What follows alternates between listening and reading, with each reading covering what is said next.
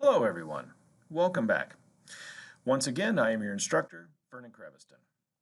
And in today's lecture, what we're going to do is pick up where we left off in our last lecture, where we were kind of looking at these colonies in a much bigger picture, if you will.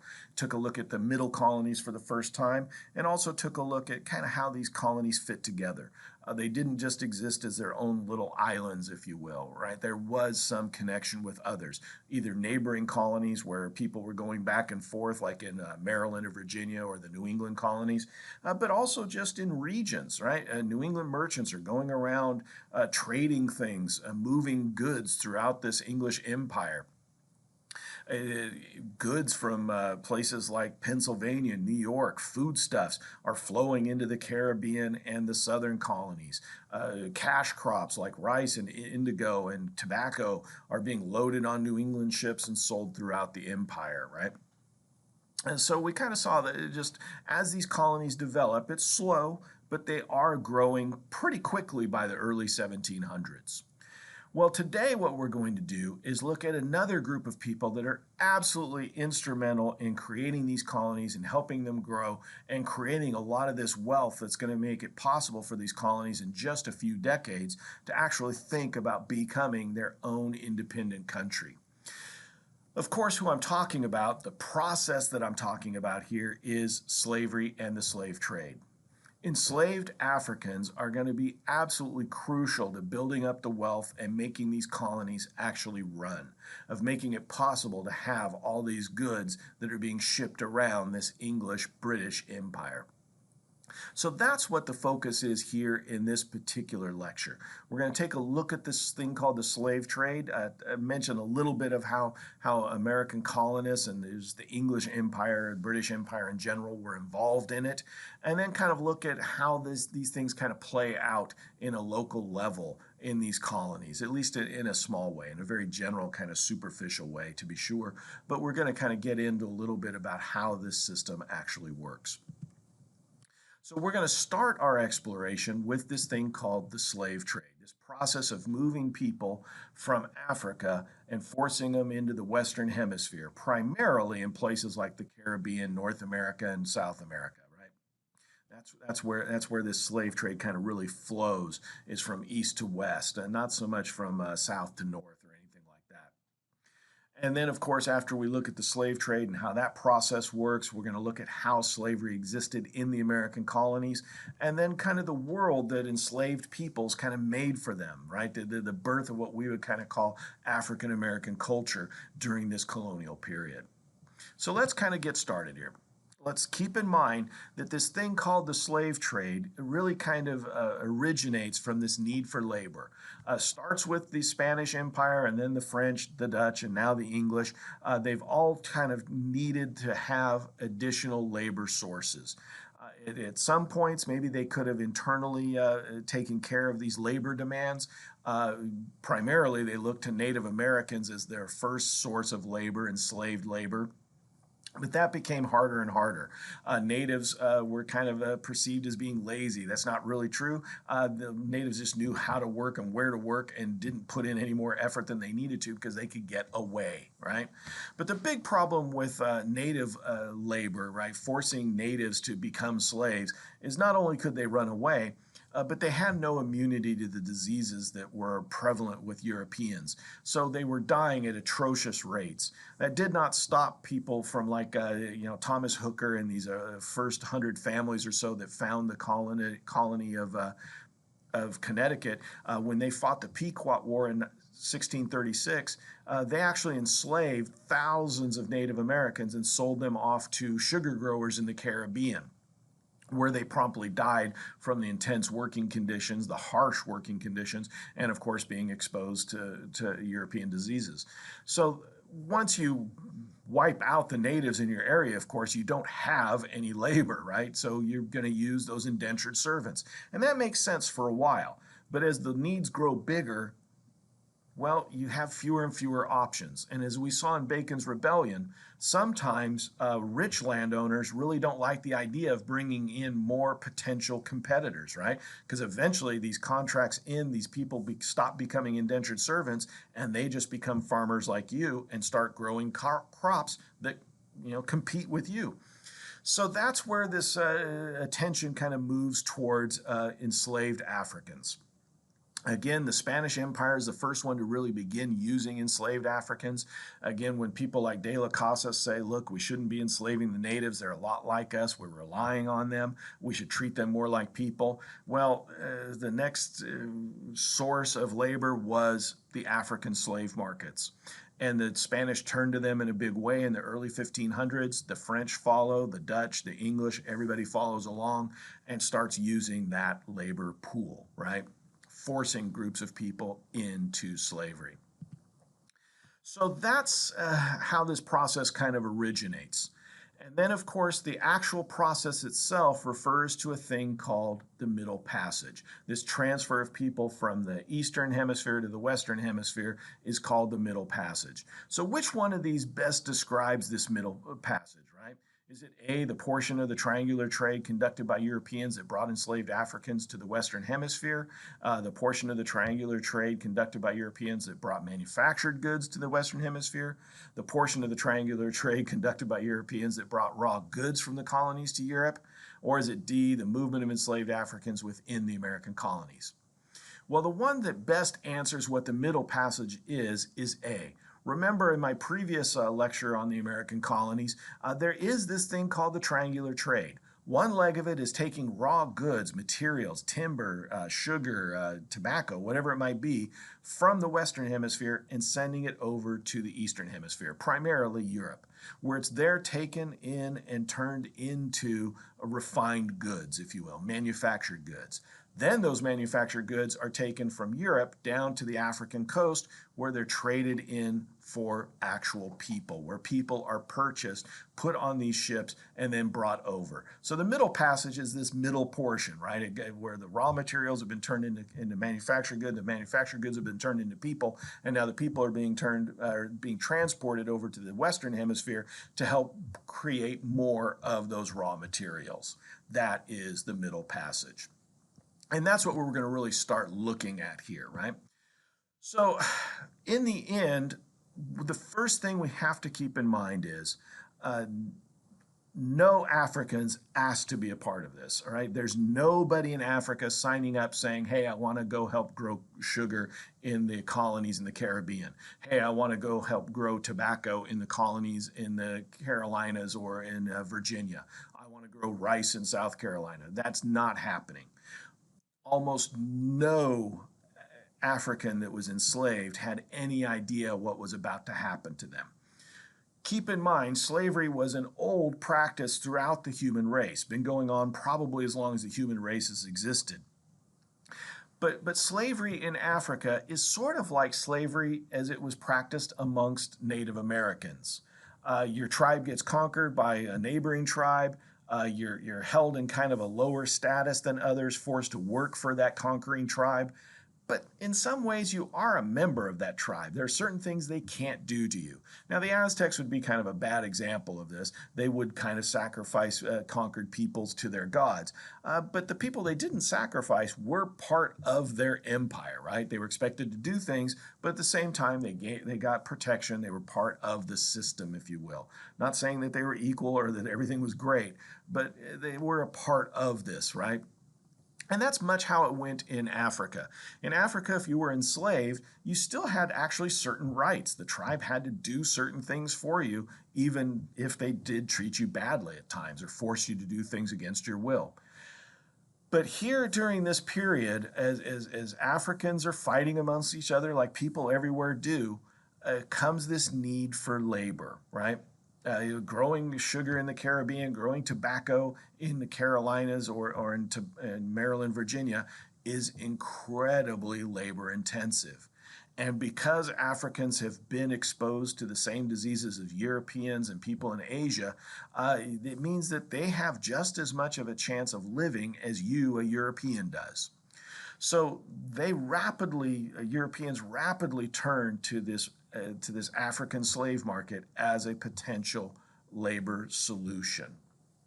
And it actually starts making big economic sense because you're not going to just own somebody's labor for a few years. You're going to own their labor for their entire lives. So it actually becomes less expensive down the road or more economical down the road as things kind of stabilize in these new colonies, as the death rates kind of drop down a little bit, at least in the Carolinas and places like Maryland and Virginia, where the death rate goes from being about 80% down to about 30%, like it is virtually everywhere else in the Western Hemisphere. So it makes sense in an economic manner as to how this happens, right? These cash crops like sugar and tobacco require intense amounts of labor as they grow more and more of these crops. They need more and more labor, so they turn more and more to enslaved Africans.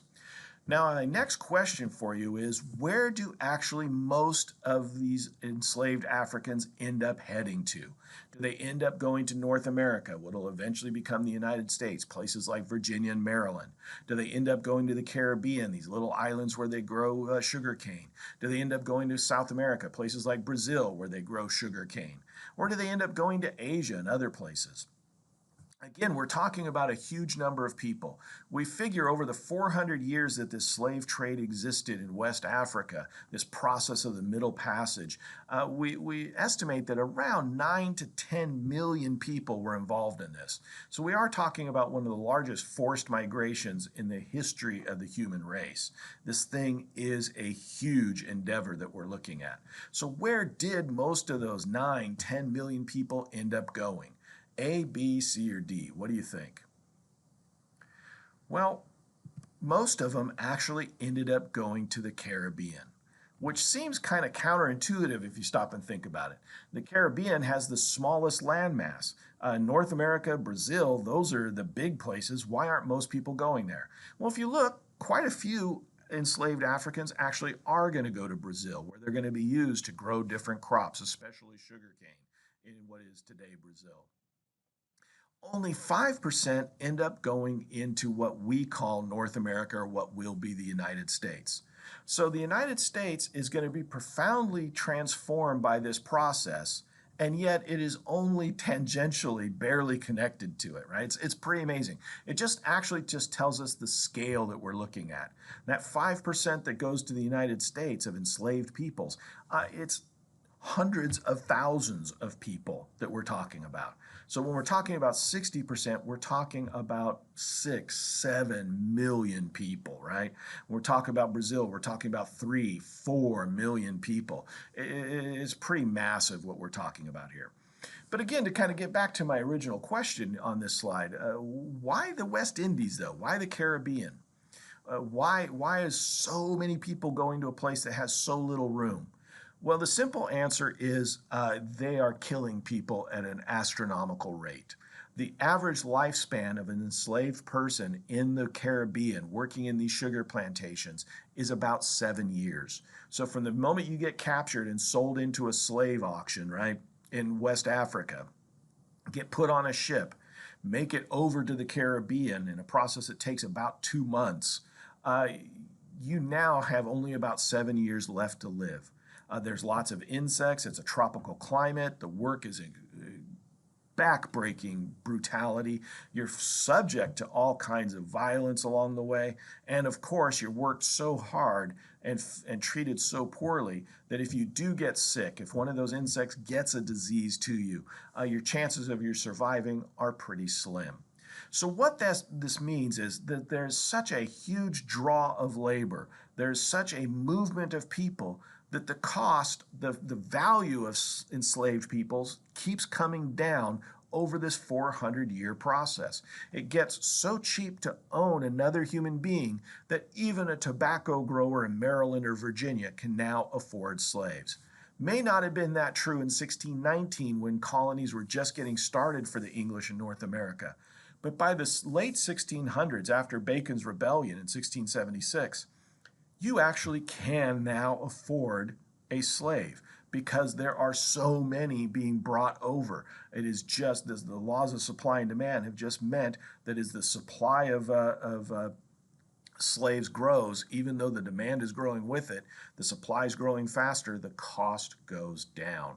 So even American colonists, English colonists living in the English colonies can't afford to use enslaved labor on their farms, and they will, not just in places like the Carolinas and Maryland and Virginia, but on big farms in New York and Pennsylvania, and household servants in Massachusetts, right? This is going to happen everywhere.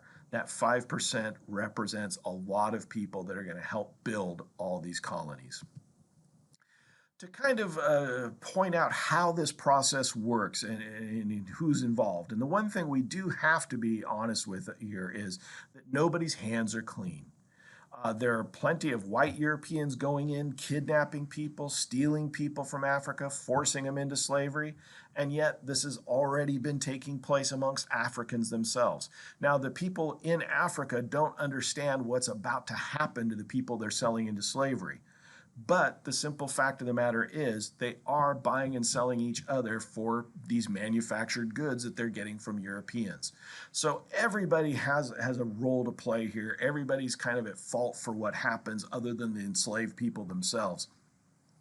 But this doesn't exist without Europeans and their demand for labor. That's the one thing we absolutely have to acknowledge. That if these plantations didn't exist where they grew sugar or tobacco or eventually cotton, there would be no need for this. The slave trade in Africa would have stayed internal and would have just affected people as it always had in Africa. But the advent of these colonies in the Western Hemisphere completely changes this dynamic, and it completely changes the complexion in a very real way of the people living in and these colonies that exist in the Western Hemisphere. But I really do recommend you go and watch this film clip. It's in our Chapter 4 module, discussion board module on the slave trade and the Marcus Rediker book. And it kind of is a great visual representation of a pretty horrific thing called the Middle Passage. It explains this process of getting people, enslaving them, transporting them over to the New World, what it meant and what it looked like, right? It's from a movie called The Amistad by Steven Spielberg. It's done in the 1990s, so it's pretty old now. It's almost 30 years old. But still, I don't think there's any better visual representation of what this could have been like, right? The only thing missing here are really the smells that would have gone along with all of this, and we would have really gotten a good idea of just how horrific all of this is. So I do recommend that you watch this. You need to actually, for the discussion for Chapter 4 discussion board, you absolutely need to watch it to understand it and to participate in those questions that I have for you. But just on a personal level, it's very powerful. It is disturbing. There's a lot of violence. There's a lot of awful things that happen there, so it is kind of adult, and I want to warn you of that. But you definitely want to watch it and understand what's taking place here and just how critical violence is to all of this and just how dehumanizing this process is. All of that comes out very well in this particular film clip. And that's something to kind of keep in mind here as we move through, right? This process is transformative. It is not just that it's so horrific for these individuals. It is going to change not just their lives, but everything. And it ties into another part of our Chapter 4 discussion board that we want to look at, and that's one of our written sources. It's done by a historian by the name of Marcus Rediker. He writes a book called The Slave Ship, where he tries to explain how this process works, where he gives you a bunch of stories from enslaved people and the people enslaving them, the crewmen on these ships, and tries to explain to you what it was really like. And he tries to give you a bunch of reasons as to why you need to know this. And that's what this question is really about. So again, to kind of help you with that discussion board, here's some things to think about. When Marcus Rediker, a Dutch historian, when he writes this book, The Slave Ship, and tries to explain to you what this is about, he wants you to know a few things. He first wants you to understand what it really means to talk about the slave trade, right? We talk about it in these very abstract terms. We talk about the Middle Passage, but as this video clip points out, and as Marcus Rediker's book points out, there's some really stark, awful realities that are tied to this, right? That when we say Middle Passage, we're talking about not just transporting somewhere between 9 and 10 million people, but killing somewhere around 5 to 6 million people in the process, right? So he wants you to know what that really means. He also wants you to understand just how important this process is, this slavery, the slave trade, is to making Europe a very wealthy place. So wealthy, as a matter of fact, that it's still wealthy to this day, in part because of slavery, these colonies and the wealth that these colonies create for these European empires. So he wants you to understand that this thing called the slave trade is absolutely critical to Europe becoming a dominant force in the world. And it was a dominant force for hundreds of years because they created so much wealth using slave labor. Right? So he wants you to understand that. He also wants you to understand that enslaved Africans didn't go into this willingly, that this wasn't some kind of cruise ship, that there was nothing pleasant about this, that in the end, a lot of Africans fought very hard to keep their freedom, but they often failed because they had never been on ships before. Even if they took over the ships, they didn't know where to go or how to get home. There were a lot of limits, but that didn't stop them from fighting, from trying to gain their freedom back over and over and over again. And he wants you to understand that as well. The one thing that he's really not trying to say is the one that kind of pops up every once in a while. This idea that the slave trade was only a few people, maybe a few planters like Thomas Jefferson or George Washington really owned slaves or gained anything through owning slaves. Most people didn't have any connection to it. Well, Rediker tries to point out to you that's kind of an erroneous thought. That even if you didn't own slaves, right? An example here is the colony of Rhode Island, started by Roger Williams. They actually make it illegal to own slaves in their colony. But they're still going to benefit from this, right? It's going to be merchants, slave trade captains from Rhode Island. They're going to go out, participate in this slave trade, buy enslaved people, sell them over in the Caribbean or in the Carolinas or Virginia, and bring that money back home to their colony and spend it with the people in their colony. So you may not have a slave in your colony. You may never own a slave. You may not even see a slave in your colony, and you're still benefiting from this. And that's what Rediker's trying to kind of remind people of. It's very easy to say, well, I'm not really connected to it. Well, really, every single colony in English British America was connected to the slave trade in some way, shape, or form. Out of about 200 founding fathers, there is one we can point to that did not have a connection to slavery in any way, shape, or form. All the others did, right? So 1 out of 200, not great odds, right? So that just tells you how pervasive, how important, how impactful this thing called the slave trade is, when only one of our 200 founding fathers, a guy by the name of John Adams, he meticulously tried to avoid investing in businesses that had anything to do with slavery. He tried to avoid using slave labor or any connection to his businesses with slave labor, right?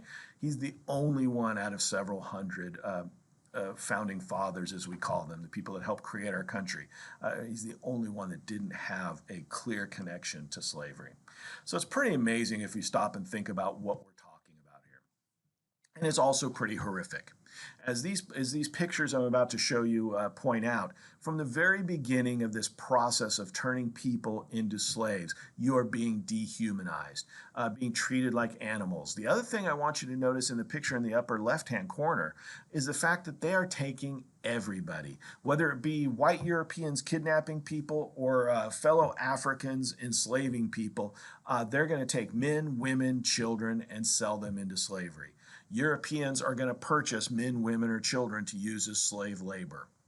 And as we're going to see in those laws that created in these colonies, like Virginia and those Virginia race laws, they're going to be okay with enslaving women and enslaving children because they can grow them into slaves and use them to create more slaves. One of the most powerful laws in those race laws is the one that says the condition of the child will be based on the condition of the mother. What that meant was if your mother was a slave, all of her children were slaves. So they turned slavery into generational, right? It had never been like that before. But in these colonies, it will be. and it makes it possible for you to actually grow your own slaves, right? Just like you're growing your own tobacco, now you can grow your own slave labor force to grow that tobacco and make you even wealthier. So it's a pretty horrific thing. It's a pretty dehumanizing thing, treating people more like farm animals, stock animals, making them wear things that you would put on animals like yokes to control them. It is a pretty horrific system that's being created here, and it just keeps getting worse as we go along. What happens after you're captured is you're taken to these places run by Europeans called factories. That's where the name factory actually starts. Some of the first places where the slave trade really gets going with European contact are Portuguese ports, right? Remember, the Portuguese were the ones that kind of used Africa as a way to get to Asia. They created all kinds of trading posts along the coast, and then they start getting into the slave trade, and where they take and process these slaves, purchase them from slave traders, and then put them on ships are these little forts on the coast called factories, right? Run by factors, these slave traders. So once you're enslaved, once you're captured by somebody, whether it be a European or a fellow African, you're brought to these factories where you're then processed, wait for a while till a ship shows up, and then they take you and put you out on a ship. And they keep stuffing people into these ships until they literally cannot hold anymore. The ship that this picture is trying to point out to you just how many people they put into these ships. There's literally not an inch of wasted space. What they're trying to do is, in a ship that maybe holds 90 people, they're going to force 300 people into it. Why so many? Why such crowded conditions? Well, the owners of these ships, the captains, they understand something, that no matter what they do, because they're so cramped, because this voyage takes 6-8 weeks to take place, a lot of these people are going to die from malnutrition, from disease. It's going to be pretty horrific. So they're going to pack as many people in under the assumption that half of them are going to die no matter what they do. So instead of keeping the death total as low as possible, they're going to make it as much as possible so that they can get as many live people across the ocean as they possibly can and make their voyage as profitable as possible. So again, human life means nothing here, right? What we're talking about is just a horrific process that kills millions of people over centuries of time. And really, this picture doesn't really do justice to the conditions that you're dealing with. Again, you're going to be on this ship for 6 to 8 weeks. You're going to be crowded in there. You're going to be mixed with people from all over West Africa. So most of them you don't know, you can't speak with, you don't share any kind of common bonds with. And you're going to be in this ship packed shoulder to shoulder, foot to head with each other. There are no bathrooms, so anytime you urinate or defecate, it's going to be just right there with everybody else. It's no wonder so many people die.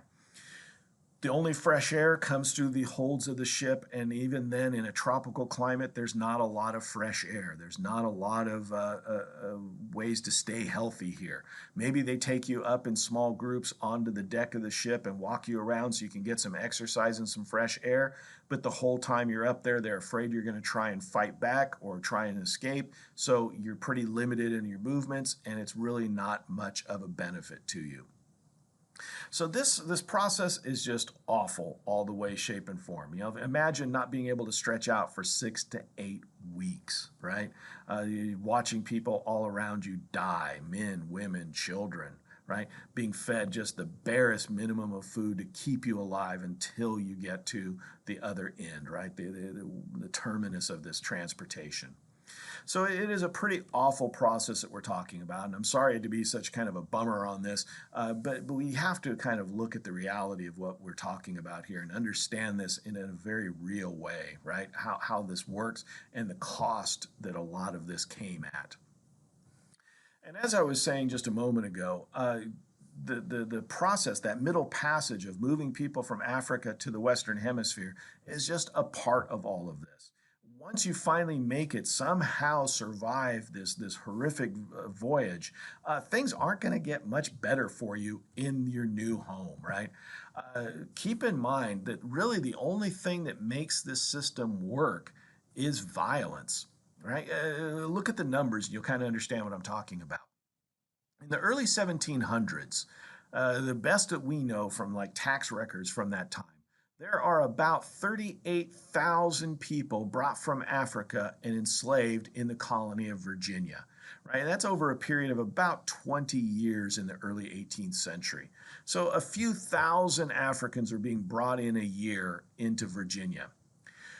But that pales in comparison as to what's happening in the Caribbean, right? If in 1760, there's about 200,000 enslaved people working in places like Maryland and Virginia, right?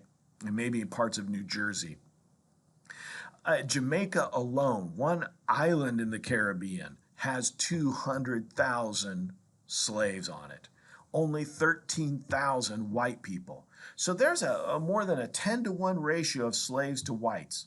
So why don't the slaves just rise up, take control? Well, again, kind of keep in mind, a lot of the slaves have trouble communicating with each other. They come from different parts of Africa, have different languages. They don't trust each other.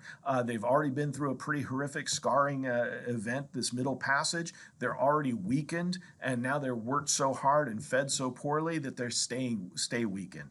And then on top of that, these 13,000 whites in Jamaica in 1760 use an incredible amount of violence to keep control of those people.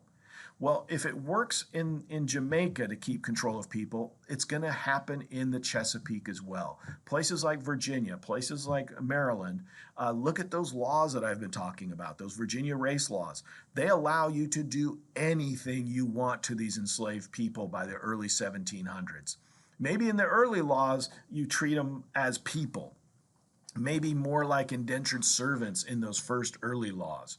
But by the late 1600s, as the number of slaves grows, you can use whatever violence you want in Maryland just like you can in Jamaica.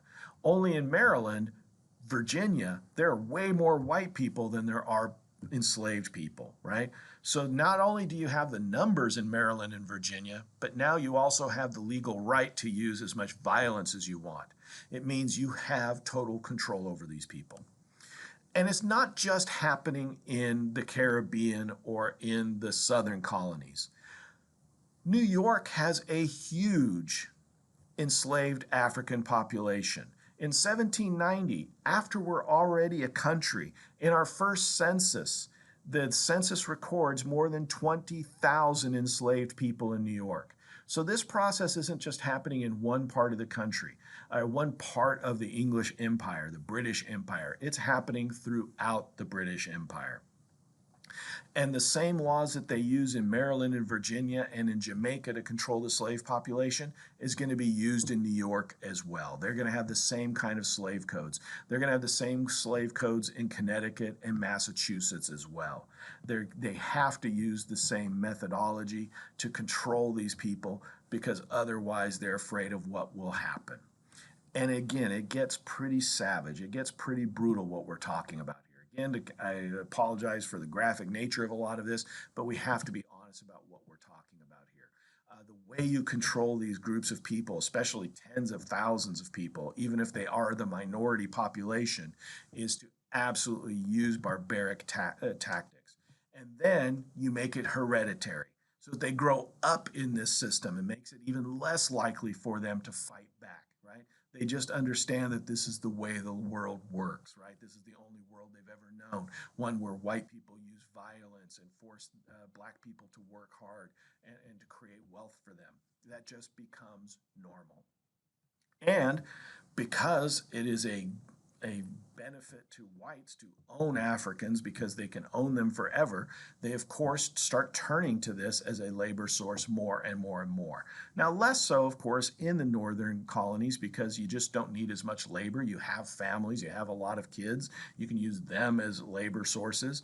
The products that are from your agricultural pursuits in places like Massachusetts and Rhode Island aren't profitable enough to really make slave labor to make economic sense.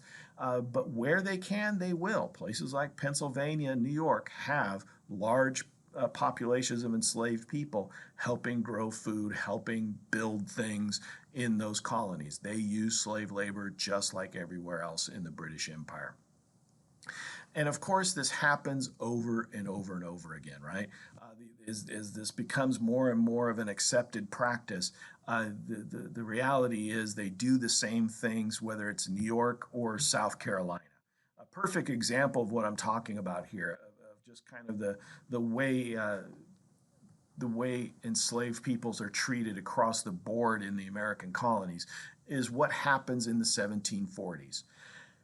Around Charleston, South Carolina in 1740, a group of slaves, many of them recently brought over from Africa, decide to put together a rebellion. A group of them, probably warriors from a tribe that lost a war in Africa, had actually been kept together. And they formed kind of this core of this rebellion. And together they got a bunch of other Africans, slaves on these plantations that are growing rice around Charleston, South Carolina. And in the winter of 1740, they lead a rebellion. They actually do succeed in kind of chasing off white overseers, white owners on these big, huge plantations. The problem for the Stono Rebellion is once you drive off the whites or kill the whites that are controlling you, what happens next? Where do you go? Where are you safe? Well, a lot of these Africans that led this rebellion had no idea where to go. What's next? What did end up happening is the whites that had fled from this rebellion rallied, found a lot more white people in Charleston, and they came back and crushed this rebellion. In the end, the whites tortured and killed 50 black people, 50 enslaved people on these plantations by forcing all the enslaved people to watch these tortures and executions, essentially telling them, if you do this again, if you try to fight back again, if you follow their example, we will kill all of you, right? We'll do the same things to each and every one of you that we're doing to these people. It was a pretty horrific moment, right? This slave rebellion is crushed, brutally so, and news of it spreads throughout British North America, even to New York City. There in New York City, as news of this rebellion in the winter of 1740-41 starts spreading out, people in New York City start asking themselves, well, if they're going to rebel in South Carolina, maybe they're going to try and rebel here in New York City. We have lots of slaves here, right? We use a lot of slave labor. So they start investigating. They start questioning their own slaves. And there's an old saying that if you go looking for something, you'll often find it. So they actually convince themselves, white slave owners in New York City convince themselves that there's a slave rebellion when there really isn't one. Maybe a few people were thinking, I want to get out of this, which makes sense. But there was no actual organized rebellion like the Stono Rebellion in South Carolina. But that didn't matter to these slave owners. They had convinced themselves that their slaves were going to rebel, so they made examples of them. 18 people they hung near Wall Street. Wall Street, actually where the New York Stock Exchange is today, is within a few blocks of where the original slave auction house was for New York City. Started by the Dutch, but kept there by the British all the way into the 1770s, I believe. So it's a pretty horrific thing that happens. Along Wall Street, about 30 slaves or so, enslaved people, are told, hey, we think you're rebelling against us. You're planning a rebellion. We want you to confess. And of course, the enslaved people say, we have no idea what you're talking about, right? And they are brutally tortured. Some of them are hung, but not the way we would think of it, right? They actually drew or tied ropes around their chests and then hung them from yardarms, like in the picture in the right-hand corner, crossbars, where every time they exhaled, the ropes would get tighter, eventually just suffocating them. Sometimes, if the person didn't suffocate quickly enough, they would slit their wrists or their throats so that they'd bleed out while they were hanging there. 13 of these people that were innocent of anything, right, are actually just going to be burned alive right about where Wall Street is today, the New York Stock Exchange. So it is pretty horrific what's happening here, right? And what the slave owners in New York City did is just like the Charleston slave owners, they made all of their slaves watch these executions, pointing out to them that if you try to do this, this will happen to you. Right? So this becomes kind of the way to control things, right? This violence that starts maybe as being captured in Africa by white slavers or African slavers, doesn't go away. It is a part of your world. And if you're brought up in it, right, if you're a child that's born to a enslaved woman, right, this just is your world. This is just what you know. This is how you are treated all the time. So again, a very dehumanizing practice all the way around. So it is not surprising, I guess is the way to say this, that so many people, so many enslaved people are going to do what even white indentured servants did. When they were faced with a master they didn't like, when they felt that they were just being taken advantage of too much, white indentured servants often just ran away. Well, enslaved people are going to do the same thing.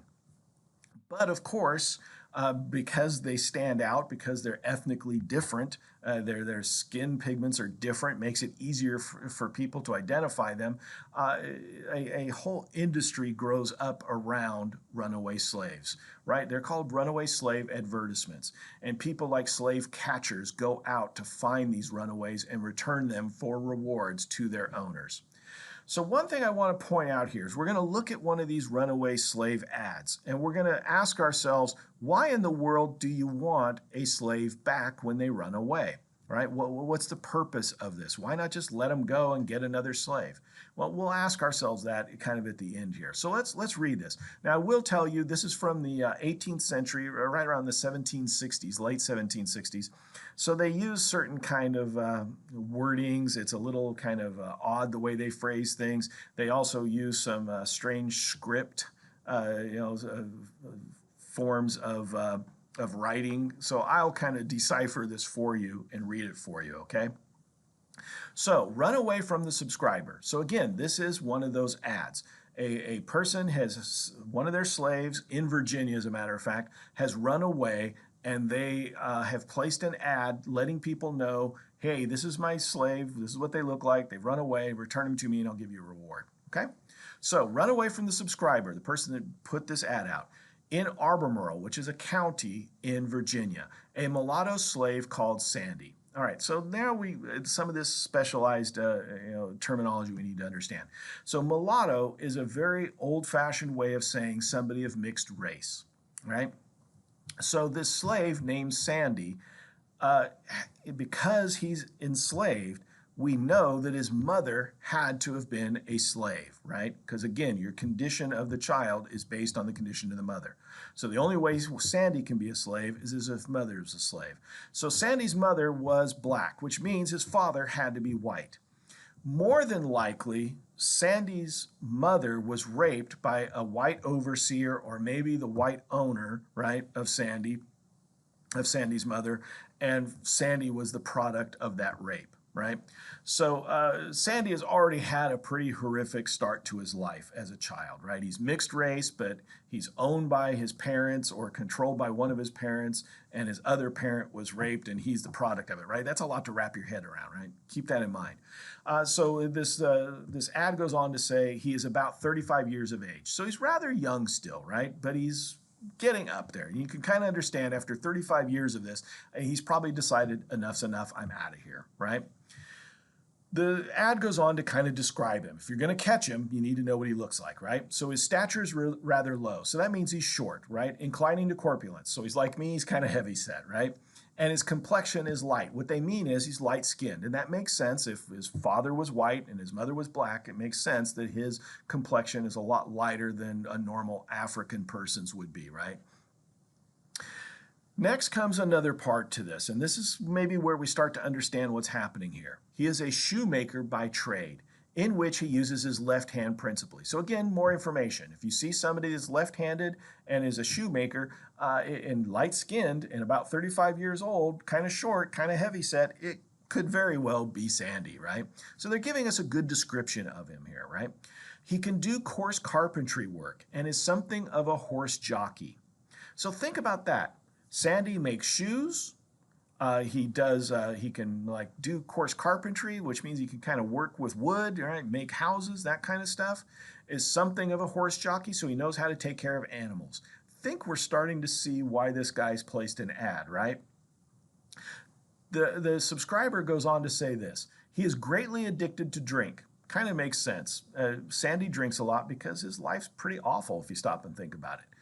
And when drunk is insolent and disorderly. So think about that.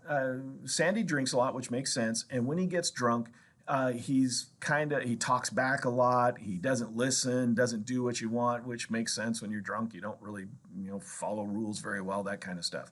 So that kind of makes sense. So we ought to be asking ourselves, why does this guy want this guy back again, right? Why does this subscriber want to get Sandy back?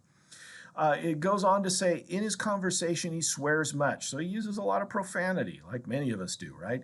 In his behavior is artful and knavish, which means that sometimes Sandy steals stuff, right? When he feels like it, when he thinks he can get away with it, he takes something, or he lies to you when he says, no, I didn't take that, when he very well did take it, right?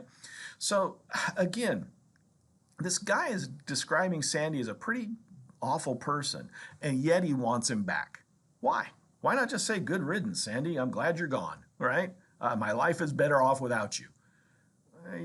Stop and think, right? Why does he want Sandy back? So this person that took out the ad goes on to say, he took with him a white horse, much scarred with traces. So that means it has a brand on it. It's my brand, right? Of which is it expected he will endeavor to dispose. He's going to sell the horse and get some money. He also carried with him his shoemaker tools and will probably endeavor to get employment that way. So again, you see a guy riding a white horse. He's short, about 35 years old, kind of light complexion for a black person. He wants to job making shoes. He has his own tools and seems to use his left hand a lot. It's probably Sandy. We can guess that, right? So look at what happens next here in this ad, right? Whoever conveys the said slave to me in Albemarle County shall have a 40-shilling reward, if taken up within the county. So stop and think about that, right? They're saying, look, 40 shillings would be kind of the equivalent of $40 today, right? So this guy wants Sandy back, and he's willing to pay you for it. If you can catch him before he gets too far away, I'll give you 40 bucks for your trouble. He says, he goes on to say, I'll give you 4 pounds if elsewhere within the colony of Virginia. So 4 pounds would be closer to like $400, right? So this guy's pretty serious, right? Just like if somebody stole our car, we'd say, hey, if you can get my car before it leaves the driveway, I'll give you a reward, right? If you can get my car before it gets out of town, I'll give you a bigger reward. But look at what he goes on to say. I'll give you a 10-pound reward if you find this guy in another colony. That'd be like an equivalent of a $1,000 reward today, right? This guy wants Sandy back really, really badly. So here's the question. Why? He drinks, he steals, he talks back all the time. Why do you want Sandy back? Well, there's a couple things going on here. First and foremost, by getting Sandy back, what are you telling all the other slaves that aren't happy on this plantation? Well, you're kind of telling them there's no way out, aren't you? Don't bother. Don't try. You can make an example of Sandy when you get him back and say, look, Sandy didn't get away. You're not getting away. Don't even try. But it's more than just the power trip, right? It's also that Sandy's incredibly valuable if you stop and think about it. This guy makes shoes. He knows how to make shoes. That's a valuable skill. He does woodwork for you. He can help you build buildings. That's a valuable tool for you, right? He is a horse jockey. He knows how to take care of animals for you. Sandy doesn't do one job. He does a bunch of jobs for you. And because of that, he's incredibly valuable. He's so valuable, you want him back, even if he does cause you a lot of headaches along the way. You need Sandy. You need all the Sandys you've got, right? That's what makes you rich. That's what gets things done on your plantation. What's really surprising, however, is not, this is a pretty typical thing, right? What is surprising, however, is who placed the ad. Maybe not surprising is the right word, right? But the person that placed this ad in the late 1760s is Thomas Jefferson, the guy that's going to go on to write the Declaration of Independence. The most famous line in that document he writes is, right, we hold these truths to be self-evident, that all men are created equal. They're endowed by their Creator with certain inalienable rights, that among these are life, liberty, and the pursuit of happiness. So on one hand, Thomas Jefferson feels everybody should have certain rights. Here's Sandy trying to exercise his rights. He's trying to pursue his happiness, and it isn't at Monticello with Thomas Jefferson. And Thomas Jefferson is saying, no, Sandy, you don't have those rights. You're not a person, right? You can't be equal to me. The system doesn't work if Sandy and Thomas Jefferson are equal, because then what Thomas Jefferson is doing to Sandy and all the other enslaved people on his plantation is absolutely immoral, right? So people like Thomas Jefferson, when he writes all men are created equal, he has to mean a different thing. We understand that to mean all. All means all, or else all means none, right? If it's not everybody, then it's almost nobody. Well, for Thomas Jefferson, he has to differentiate these things. He has to think of Sandy and people like him as not people, but things he owns, right? Because otherwise, everything that his world is based on, all his wealth, is wrong, right? It's immoral how he's done it. So he has to think of this world as different. And we need to wrap our heads around that concept, this idea that people like Thomas Jefferson, on one hand, can talk about rights and liberty and freedom and be absolutely dedicated to those ideas, and yet in the same breath say, but not for these people, because they're not people, right? That's how Thomas Jefferson would look at things. And we need to understand that when we talk about people like Washington and Jefferson and Madison and all these other great founding fathers, they have this hole in their moral code, right?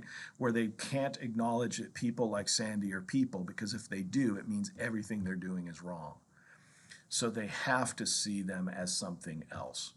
When they write those big words, all men are created equal, in their minds, they have to leave people like Sandy out. And they're actually leaving a whole bunch of people out. They don't mean women either, right? There's a lot of limits to what Thomas Jefferson means by all men are created equal. Heck, he may not even actually mean men are created equal. We really think he just means that nobody has a right to be a king, right? We have a right to choose our leaders, not have them imposed on us. That's really what he meant by all men are created equal. So we have to understand these things. We have to understand this world as it existed to really understand the people that take place in it. And it's important for us to kind of think about these things on a pretty deep and philosophical level sometimes, right? So again, kind of keep these things in mind as we move through all of this, okay? All right. So a couple things I do want to mention to you, right? When people like Sandy try to run away, it is dangerous. If you get caught, you can be punished. Again, look at those slave codes. If somebody tries to help a slave escape, they can be punished pretty badly. So you don't get a lot of help as a slave when you escape. You don't always know where to go or how to get there, right? So the chances of you successfully escaping slavery and finding freedom are actually pretty slim, just like holding a slave rebellion. There almost no slave rebellions ever get to the point where they give freedom to the enslaved people. Every once in a while it happens, but not for the vast majority of people. So being involved in a slave rebellion is bad for you. Chances are you're going to be harmed in that rebellion. Even if you temporarily gain your freedom, it won't last long. Running away, just as difficult. So what can you do to kind of resist, to kind of let your owner know, hey, look, this is wrong. You've gone too far here. You know you can't get freedom, but can you at least let him know that he's just too harsh, too awful? Well, actually, there are some ways, right? One of the ways that a lot of slaves would kind of let their masters know that they're going too far is they would destroy the crops. Maybe not in an active sense, but if you're working out there in the fields and you see some insect that you know is going to destroy the crops, maybe you just let it go. You don't tell anybody. And by the time somebody else notices, maybe it will have destroyed half the crops, and you kind of get a little bit of revenge here. Maybe you let some farm animals get harmed, right? Maybe the plow horse is limping one day and you don't say anything to anybody and you work it really hard, because that way when the horse has to be put down, killed, maybe you get some free time off, a chance to kind of relax. Now you're still taking a lot of a lot of dangers here, right? It still may not work out for you. If you get found out that you knew that there were insects killing the crops, you could get in a lot of trouble. If it comes out that you knew that the horse was injured and you didn't do anything, you could be punished very, very harshly. So there's a lot of danger here for enslaved peoples. But at the same time, they have some control over their lives. They're not just complete abject pawns to their masters. They have a way to kind of fight back. Ultimately, running away is the ultimate symbol that they're unhappy, right? But we know it won't work out well for them. It is very rare that people escape to freedom by running away. It becomes more possible later on, especially by the 19th century, as this thing called the Underground Railroad gets established and a network of people kind of starts to build up to help runaways get to freedom. But in the beginnings, right, before the American Revolution, there isn't any place to go, right, that where you're free. No matter where you go, slavery is being practiced. There is no free place for you. So running away is just a matter of get away from your owners, get away from the colony that you're in, and try to pretend that you're a free black person, because there are free black people out there during this period. They're just a very small minority of the population. But maybe run away and pretend to be one of those people, get some farmland, and create your own life somewhere else away from your former owner. But it's pretty rare that that happens. Now, the last thing we kind of want to look at, and unfortunately, it's going to be kind of a quick, superficial look at things, but we do want to kind of acknowledge that Africans have some agency, some control over their lives, and as they develop, as they build up their communities within these colonies, what we see is the emergence of what will eventually become African American culture. Now, the first thing we have to understand is this African American culture that's going to be created here actually comes from a lot of different sources. Some of it is from the Europeans that own and control these African slaves. Part of it is also from these different African places that they come from. Remember, they have a lot of different cultural backgrounds. They're not from just one part of Africa, from one country in Africa, one tribe in Africa. They're from a whole host of them. So they have different cultures. They have different types of languages, even if they're from the same language group. It's like people in Europe have different languages. They may be able to kind of communicate, but it's difficult. And add to the fact that these enslaved peoples have been taken out of the world that they're familiar with and thrown into an entirely new world. They have to find new ways to kind of adapt. Think about it. If you're an African living in Virginia, you were born in Africa, but now you're a young person in Virginia, you're seeing things like snow for the first time in your life. It's something you never saw back home in Africa. Winters are harsh compared to anything you're used to, right? Summers seem about right to you, but everything else seems wrong. So you have to learn to deal with this. You need to fit in. There's a lot of culture shock going on, but in the end, they do kind of create something unique to themselves, right? The fact is that because there is winter in North America, there is kind of a slowdown period, right? Where you can actually spend some time getting to know each other, creating families, having families. The fact is that a lot of these plantations, a lot of these farms, as big as they are, they're right next to each other. So maybe you know people on this other neighboring farm. Maybe you have family members over there as families get sold off and split up and sent different places. So there is a way to kind of build a network, if you will, to have a sense of community here. Maybe in the Carolinas it's a little more difficult, especially in South Carolina, because the work is so hard. It's almost all year round. And the fact is that those plantations sometimes just huge and very difficult to get away from because of the geography of their area. But this is kind of emerging, these networks of groups of people. Another way to kind of keep things differentiated is even when Europeans might name their slaves and give them what they called Christian names, names out of the Bible like Ruth or Helen or whatever.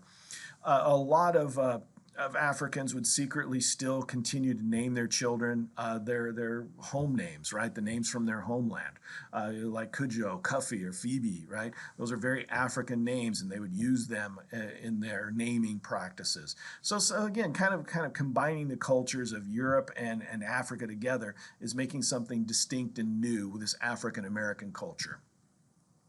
Another thing to kind of understand is that as these different groups of people kind of coalesce into African Americans, they also kind of create their own language, if you will. It's called Gula, and you could find it on a lot of colonial plantations, especially in the South. It was a way to kind of combine some of the major dominant languages from Africa that a lot of people could speak into kind of a hybrid language with some English words thrown in so you could communicate. What was kind of good about it is you could actually speak in front of white people and they wouldn't have any idea what you were saying because you were using so many African words. It also allowed you to often speak with new African slaves being brought in through slave ships, through the slave trade, and start telling them how to do things, what they needed to do, what was expected of them, those kind of things, right? So again, it kind of helps develop a sense of community. Another thing it allows you to do is plan things like, hey, I'm going to run away. Can you help me? Hey, let's plan a slave rebellion. Because even if they don't work, many times slaves are going to try and rebel anyways because they just don't see any hope going forward. And what might end up happening is a lot of times some people could actually run away to places that were at least somewhat free, right? A great example of this is Beaufort Island off the coast of South Carolina. It was a very swampy island, had a lot of poor land to it, right? And that's why it wasn't really used for farming by English settlers. But a lot of slaves would start to run away there. And then they would tell other slaves, hey, I ran away to this place. If you want to, follow me and I'll show you the way there. So eventually, there were runaway slave communities that would pop up on these little poor islands off the coast of the English colonies, right? Uh, Now, why did whites let them exist? Well, for the most part, they were difficult to get to, they were dangerous, and it seemed to be a lot of trouble compared to just buying new slaves, right? In the end, that's kind of what allowed this to these little slave communities to exist. But in the end, most of those slave communities had to move around a lot. There was a sense of impermanence, right? They could barely keep themselves alive because they couldn't stay in one place for long because in the fear that they may be attacked, recaptured by whites in the area. So it is not much of a life, but at least it's not one that's completely controlled by slavery, but it is still dominated by fear a lot of times, right? So you have to kind of keep that in mind. There are some outlets here. There are some ways to get away from white dominance, but it's pretty limited in where and how well it works. Maybe the one place where a lot of African Americans could find some solace was in religion. And again, they kind of take some of those rituals from their African religions and combine them with the religion that they're forced to adopt in these British or English colonies, Christianity, right? So almost all African Americans are going to be forced into Christianity, whether they like it or not. And eventually they just become accepting of it. But they do change the nature, the view of Christianity a little bit. While most white uh, settlers looked at Christianity as kind of justification for why they were in charge. They told Bible stories that said that slaves should obey their masters. Right? They used religion as justification for what they were doing. African Americans would kind of reverse the script, so to speak. Right? They would flip that. They would look at Bible stories that said God was going to free slaves, that slaves could find freedom and get out of this. And they saw that those Bible stories were kind of their road to salvation, that there was a way out of this. If they just held together, they were faithful, things would get better for them. So again, it was kind of interesting how African Americans could incorporate something that was being used as a tool to control them and flip it around to use it as a tool for their eventual release and salvation, right? It is very, very kind of interesting how that played out, kind of unwittingly on the part of white Europeans as to what they were thinking. They were using Christianity as a way to control African Americans, and instead African Americans were using it as kind of a sense of inspiration to kind of continue their identity, their own communities, and eventual hope for freedom. So, what we kind of need to kind of take away from this, right? Again, I apologize for kind of the heavy nature of this particular lecture. But one of the things we have to understand here is that this system that's created, this slave system as it becomes known as eventually in the United States, it can only exist if you view a different group of people not as people, right? That's what's behind all those slave codes is about dehumanizing people. Look at that video. It's about dehumanizing people, treating them as if they're things, not people. At its core, English people, Europeans in general, are able to do this because they are able to look at Africans as something different, right? Racism. Europeans look at each other and say, well, we're white, we have certain hair types, certain eye colors, all that kind of stuff. We speak certain languages, have certain cultural backgrounds. We're the same. But those people are different. And because they're different, we can do whatever we want to them, including saying they're not really people, right? And that becomes baked into this system very early. Again, look at Thomas Jefferson. He has to see Sandy as something other than an equal person, because if he sees Sandy as an equal person, then it means everything Thomas Jefferson is doing is wrong. And he doesn't want to believe that, because then his world doesn't exist the way he knows it. He's not the wealthy person that he thinks he is, right? Without all that power and control. So another thing to kind of take away from this, besides the fact that racism absolutely makes this system work, is that this exists throughout what we call the American colonies. Throughout the British Empire, this is happening. It's not just Virginia, it's not just Maryland.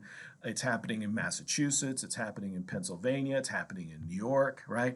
It is just as brutal in those colonies as anywhere else, in places like Jamaica and the Caribbean. It is virtually identical across the board. Now, there are some slight differences. Please don't get me wrong. Being on a slave plantation in a sugar plantation in the Caribbean is about as bad as it can get for an enslaved person. But it's not much better in Virginia, and it's certainly not a whole lot better in Massachusetts, where you're being treated as a household servant. You're still enslaved. You're still under somebody else's control. You're still not given your true humanity, right? And the one thing I do need you to understand, that it is violence that keeps this system working. Is the threat of violence through those slave codes, the fact that you can do anything up to and including murdering somebody and nothing will happen to you if they're a slave, right? That is an incredible amount of power, and it keeps this system working. And also, it helps build this country eventually, right? Without this unfree labor, growing all that sugar, growing all that tobacco, building ships, helping build buildings, this country takes a lot longer to come about, and it's not as wealthy as it is in 1776 when we declare our independence, right?